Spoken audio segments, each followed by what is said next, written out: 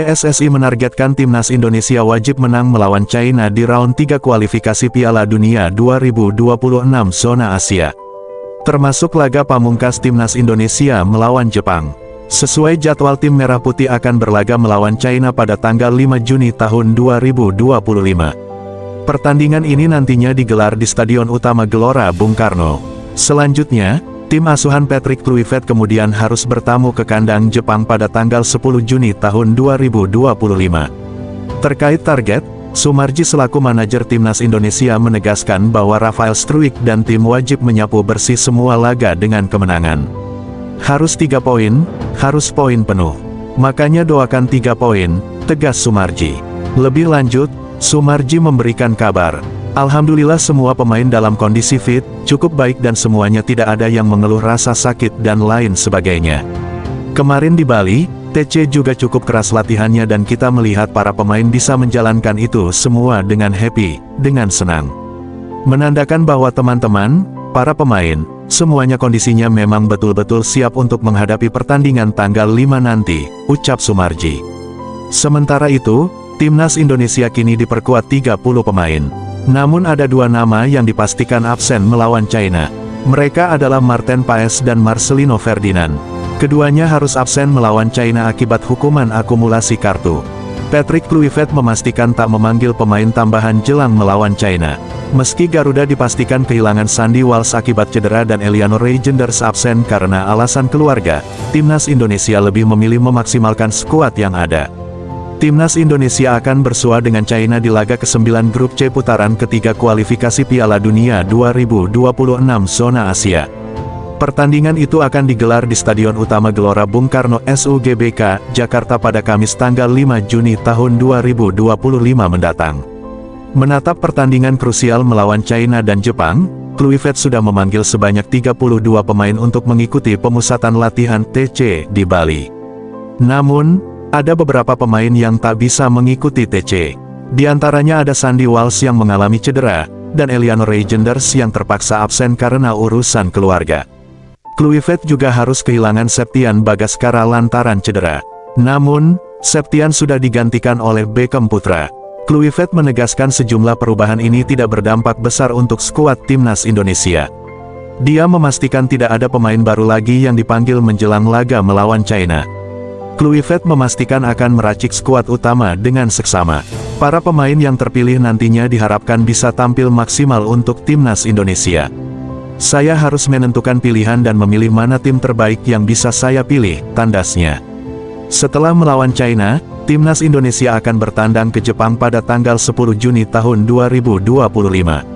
2 pertandingan itu krusial untuk menentukan nasib skuad Garuda di putaran ketiga kualifikasi Piala Dunia 2026 zona Asia.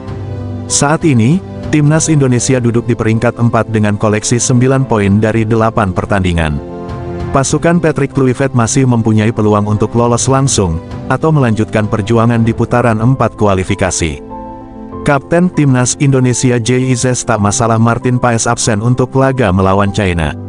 Pasalnya, J percaya timnas Indonesia memiliki kiper hebat lainnya, seperti Emil Audero yang memang berpotensi debut di laga Garuda versus China nanti.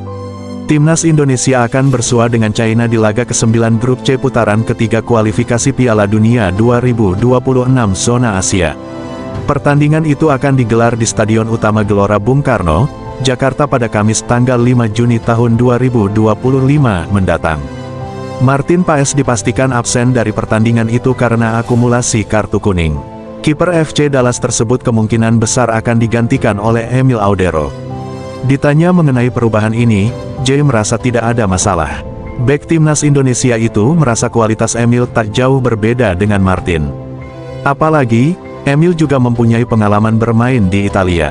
"Sejujurnya saya tahu Emil cukup bagus sekarang karena dia bermain di Italia," kata J dalam konferensi pers di Bali. "Kami sempat berkomunikasi juga sebelum proses naturalisasi. Sejauh ini, saya tidak bisa melihat perbedaannya," tambahnya.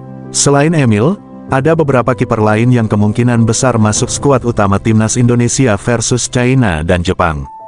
Mereka adalah Hernando Ari, Nadeo Argawinata, dan Reza Arya Pratama. J mengakui para penjaga gawang itu juga mempunyai kualitas yang bagus.